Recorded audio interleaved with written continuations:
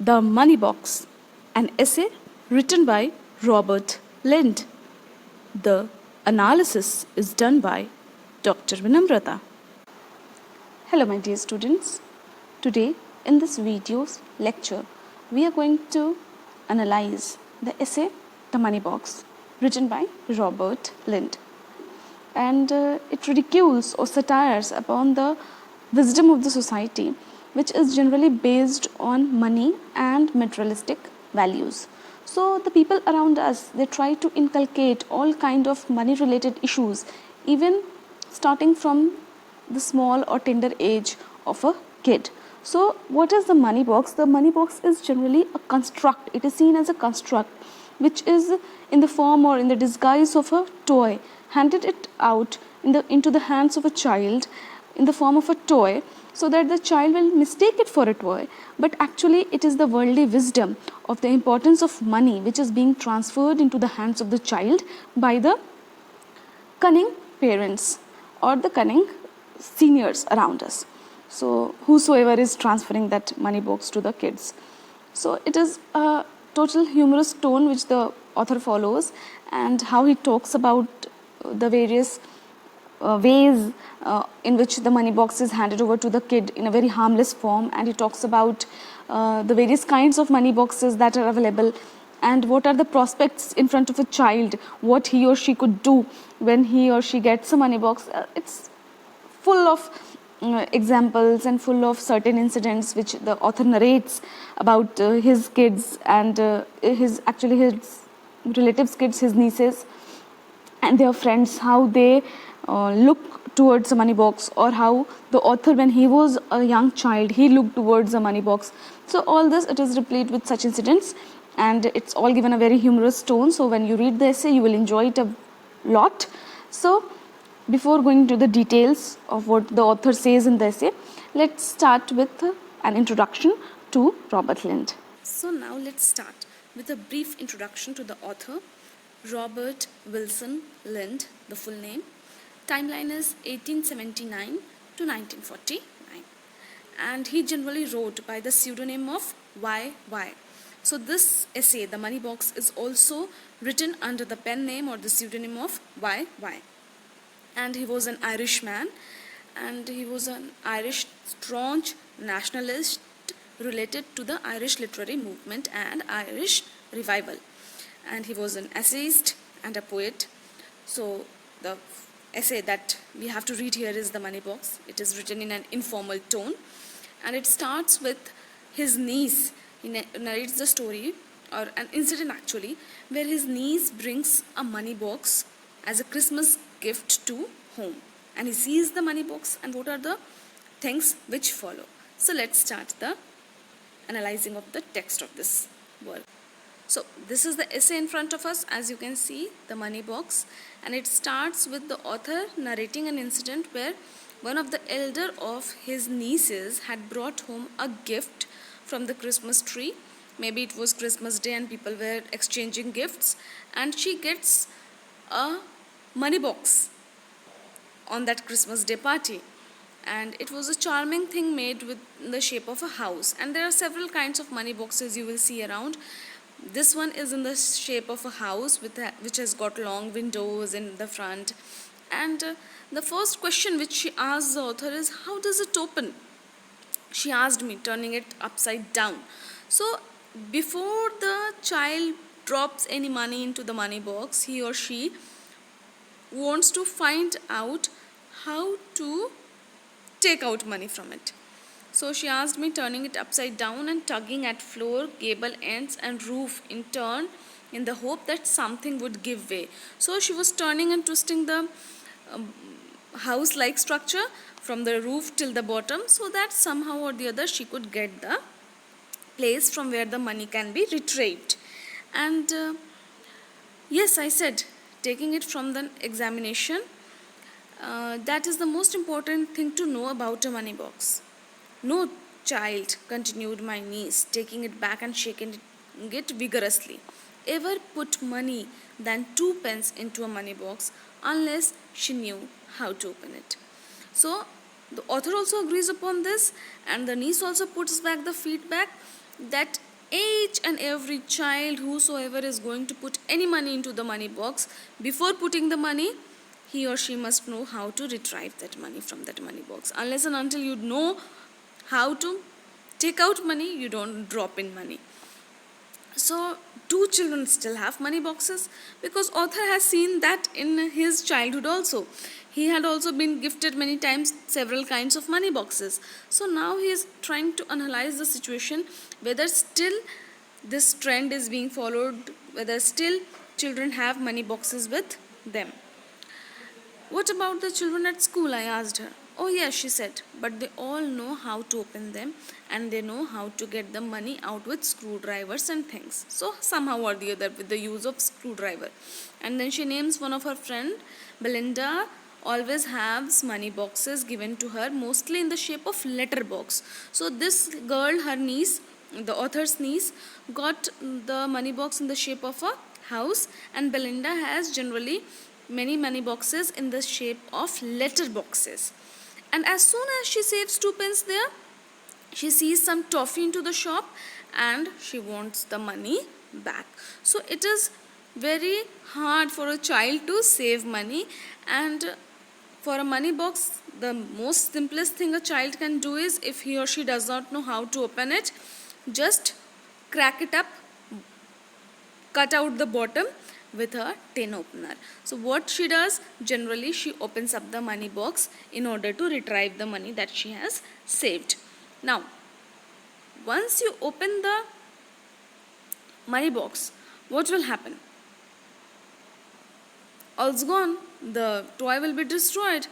So another important method is that with a knife you try to bring out that penny dangling on the mouth of the money box, and from the slit, from the place where you drop in the money, from the slit, author would try to bring out the money into the light of the day, because inside the money box it is all dark.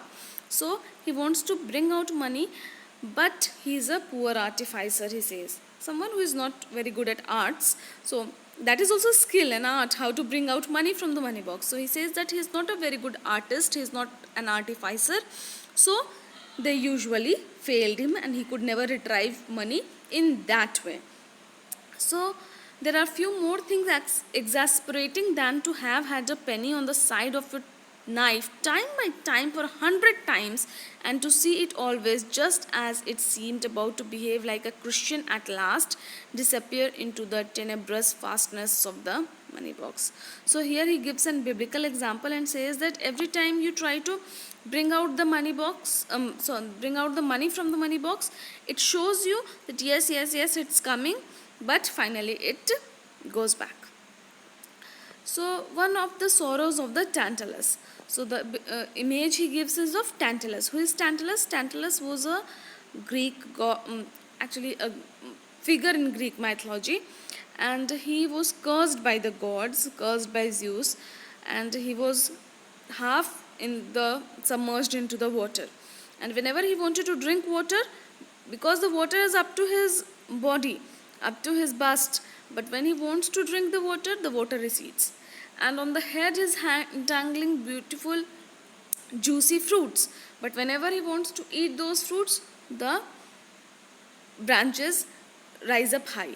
So there is always a desire which is tantalizing him.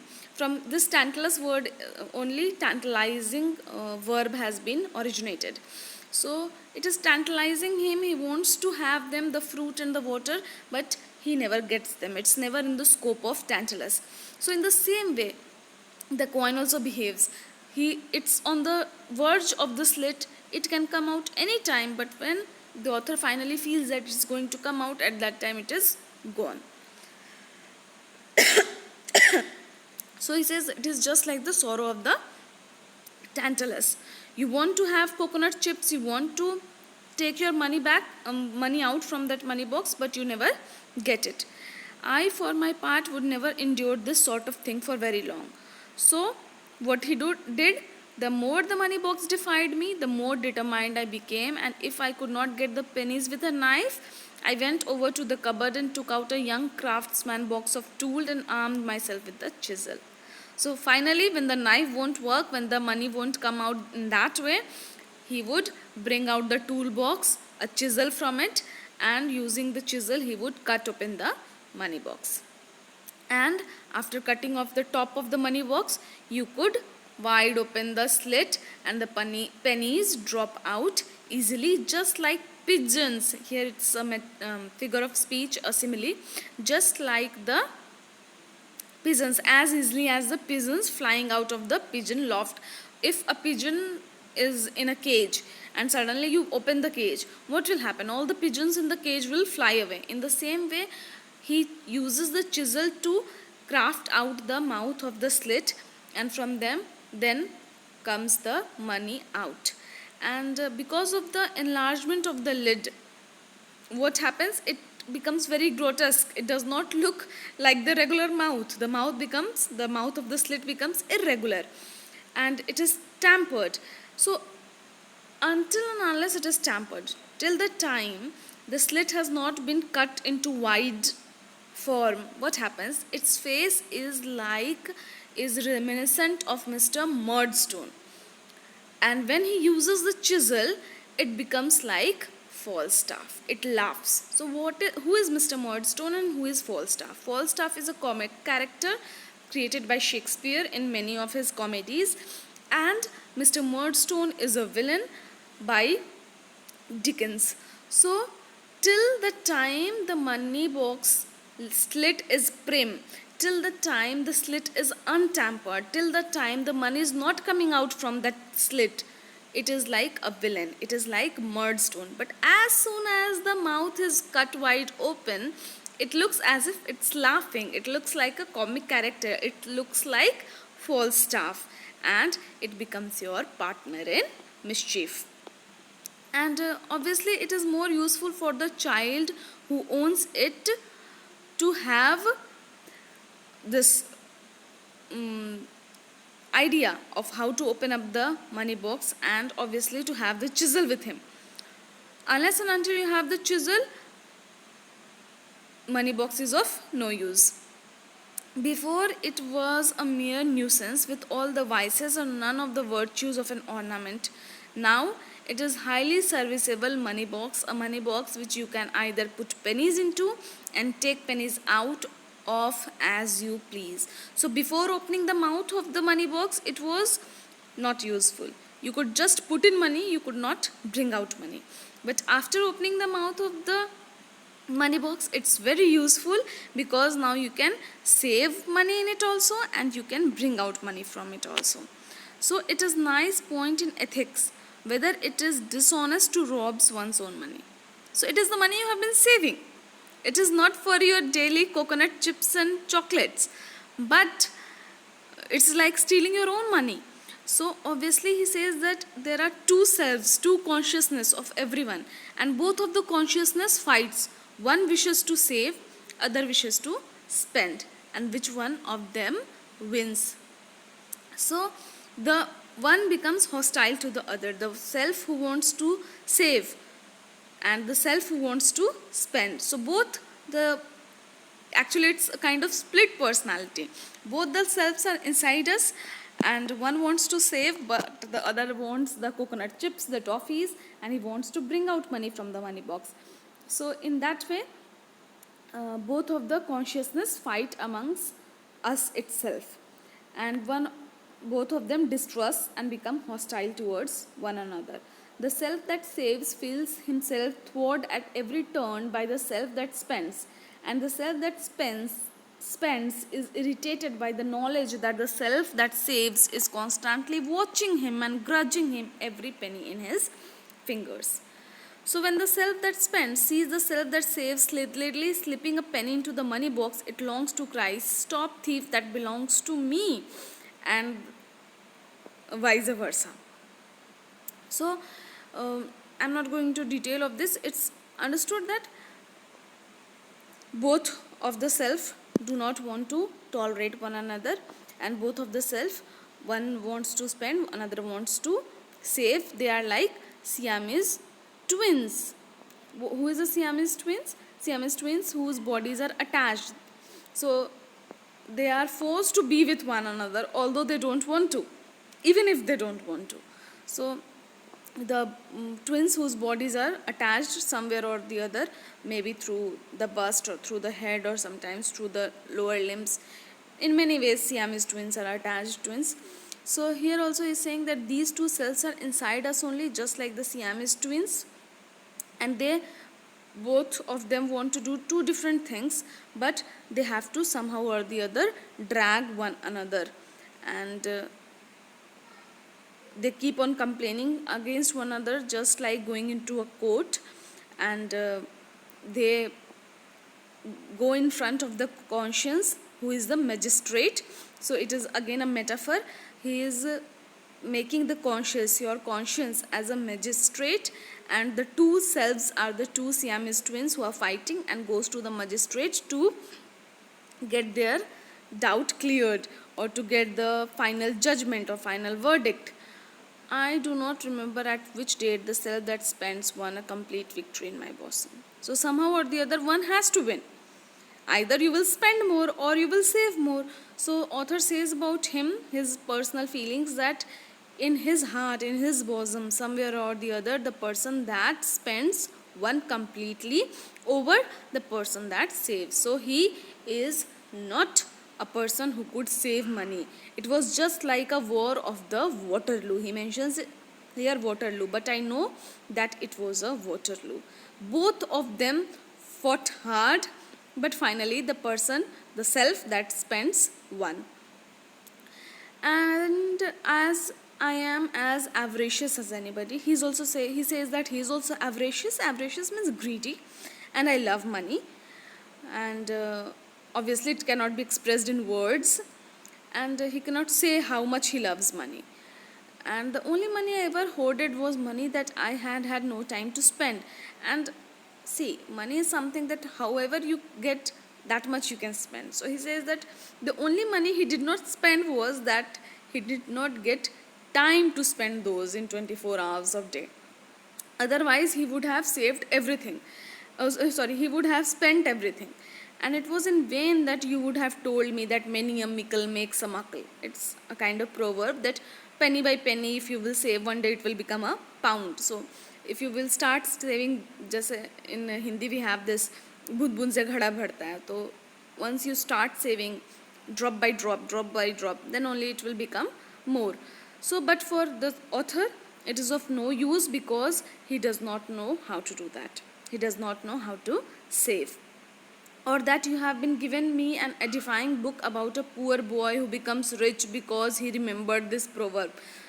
However you glorify the situation, however you narrate stories or give books and narrate examples and incidents that a person who saves someday becomes a billionaire, it's not useful for the author. Take care of the pence and the pounds will take care of them. It's again is a proverb. So if you take care of the pennies, the pounds will obviously be saved. So if you start saving smaller amount, someday you will get larger accommodations with you. So in all those things, it's just of no use to the author, because he cannot spend much, because he cannot let his stomach suffer. Why? Because of the interest of the pocket. Either the pocket will suffer or the stomach will suffer. So stomach is something which is warm and sensitive and human, it's living. And what is pocket? Is it living? No, it is non-living thing. So better the pocket must suffer, better the money must be spent, and the stomach must be feeded whatever he wants to feed on. In this way he feels that it's better for the stomach to enjoy and the pocket to suffer. And yet there must be some pleasure in saving money. Obviously there is pleasure in saving money. If you save money, you feel that okay, I am rich now. For many people would rather do this than go to the theatre or travel or buy books. So he says that what is more necessary for us? Traveling, if you have some desires, following your desires, if you want to study any book, buying those books, or just saving. What is more important? Or drink burgundy, drinking some kind of wine. So burgundy is a wine. So whether you want to buy books or want to go to theater or want to enjoy in some kind of drinking or fooding habits, what is more important? So probably the best people like doing it what they want to enjoy in their life. And because but at times when there is some need of money, because if you want to save for your child's future, or if you want to save for some cause which is very close to your heart, then it is fine, you must save. But there are also people who enjoy saving money for no reason than saving money. So you have no cause, you have no child to feed, or you have no child to make his career into a beaming success. So what you have to do is you just want to save money because that is your passion. Saving money is your passion, or you just enjoy saving money, that is your pleasure. So what you will do, it's just like a hobby. Just like some people have this hobby of collecting old china, or some people have various other hobbies. In the same way, this is a kind of hobby, and it is probably a fairly common passion. It is very common with many people who want to just save money for the sake of saving. And many novelists have written on this, starting from Balzac to Mr. Arnold Bennett, have made it a dominant theme in their fictions, how people become miser in order to save money. And where does it all begin from? From where does this habit comes into our mind of saving? So does it begin from the childhood itself? Does it begin from the money box? And then he gives us an example. So this famous painter Cruikshank became a fanatic teetotaler. Who is a teetotaler? A kind of series of comics he wrote, a storyteller basically. So he was a storyteller in the form of paintings.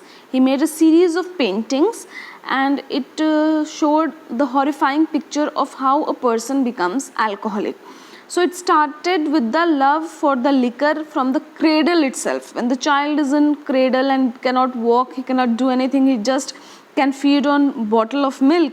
At that time, some person, some foolish parents gives him liquor to dose him off. It is generally done by many parents. Actually, I've heard it that they give some little bit of alcohol to the children so that they can sleep off well. So it started from there itself. In the cradle itself, they were given alcohol by their own foolish parents. And as soon as they began, that was the starting of the drunkard's doom. That was the starting of the young child, the little kid in the cradle becoming a drunkard. And so he drew the series of pictures, how then he goes to school and becomes even more big and big and big and elder and more elder, and how till the death, till the time he reaches his death, till that time also he is a total drunkard. In the same way, he says that what if Cruikshank would be drawing the miser's progress. Who is a miser? A person who does not spend much, who wants to save money. Saving money is something different, and miser is even worse, who does not save money, wants to save every penny. So he says that what would happen? What was the paintings that he would make? So the first painting would be of a generous grandfather giving out a metal box, a tin money box, to the child who could not even walk. So money box is the first step when we transfer this worldly wisdom of money is important to our childs in the form of this money box. And after that, what will happen? From the when he is a little kid, he starts collecting money, he gets a money box, and that becomes his habit. Then when he becomes of 10 years of age, he just, in order to save some penny, if there is some kind of collection going on, drops a button instead of the money. And then again, when he grows older, instead of smoking cigarettes, he, of his own money, he only smokes those cigarettes which is offered to him by his friends. So obviously cigarette smoking is injurious to health. So here we would say that for anything, even if he wants to eat something, some tasty food, he would not buy it himself. He would be dependent on his friends or neighbors or somebody else who would buy it for him. If yes, then fine, he will have it. If no, then he will starve his stomach, but he would not buy his own food or buy the food which is maybe a bit costly and he likes its taste. So he's not going to buy that. And by the age of 40, he has got substantial banking amount. He has got much money in his bank, but he feels that he is poor. He persuades himself that he is poor, and he never goes to theater, never goes to, actually never takes a taxi, never goes anywhere in a taxi, never invites a friends to dinner. So no social life at all. And by the time he's 60, he's a rich man, but he is convinced that he has not saved enough till yet. He's a pauper, he is a poor man, and that's why he does not even buy newspapers. He gives up his morning newspapers and goes to read the newspaper in the public library, free library, for the sake of economy. And when the time he is of 80 years of age, he is a total wreck. Through abstinence, as it is possible to be, through self-indulgence. He is so much indulged in not spending money. He is so much indulged in abstinence, not doing anything, because in doing anything you will have to spend money. So he becomes a man who has had plenty of money, but he never knew how to spend it, and who never wasted a penny, a monument of selfish self-denial. So it is a sad story. This is the story of a miser, how a person becomes a miser when he starts up with a money box as a kid in his hands. So the author here finally warns the parents that think twice before placing any such gift as a money box in your innocent child's hand. And if you are giving it as a gift, then obviously accompany it with a box of tools, a chisel, a tin opener, something, some tools which would help the child open up the money box, so that it could not harm the child in any way. The only money box constant with virtue is a box out of which one can get money when one wants it. So money is for us to spend. We must use the money must not use us. So actually it is a very moral kind of message that the writer wants to convey here, that money is for your use and you must use it wise and well, but must not become a miser, must not become totally obsessed with money. And a money box is a worldly wisdom kind of thing, totally money centered, which is placed in the hands of innocent child, which should not be generally done. And that is all about the essay. It is written in a very humorous tone, which creates a kind of amusement when you read it, and I'm sure you must have understood this essay. So if you have understood it well, then please don't forget to like, comment, subscribe and share. Thank you.